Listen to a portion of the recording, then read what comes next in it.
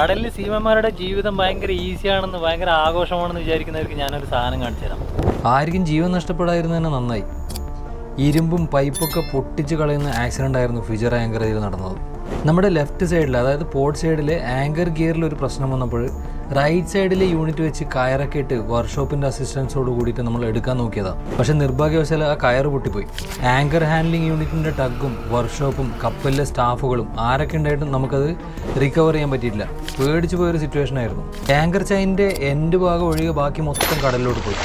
അതിനുശേഷം നമ്മളെല്ലാവരും ഒരു യൂണിറ്റായി നിന്ന് വർക്ക്ഷോപ്പും കപ്പലിലെ സ്റ്റാഫുകളൊക്കെ കൂടി ആ ഗിയറും മോട്ടറും ഒക്കെ റീകവർ ചെയ്തിട്ട് നമ്മൾ ആ ആങ്കർ തിരിച്ചെടുക്കുകയാണ്. ഇത് റീകവർ ചെയ്ത ശേഷം നമ്മൾ നേരെ പോകുന്നത് മാലദ്വീപ്സിലോട്ട്. അപ്പോൾ ഹാപ്പി സെയിലിംഗ്. ഇതിൻ്റെ ഡീറ്റെയിൽഡ് ആയിട്ടുള്ളൊരു വീഡിയോ ഞാൻ യൂട്യൂബിൽ ഉടൻ തന്നെ അപ്ലോഡ് ചെയ്യുന്നതായിരിക്കും. അപ്പോൾ ചാനൽ സബ്സ്ക്രൈബ് ചെയ്യാനും സപ്പോർട്ട് ചെയ്യാനും മറക്കരുത്.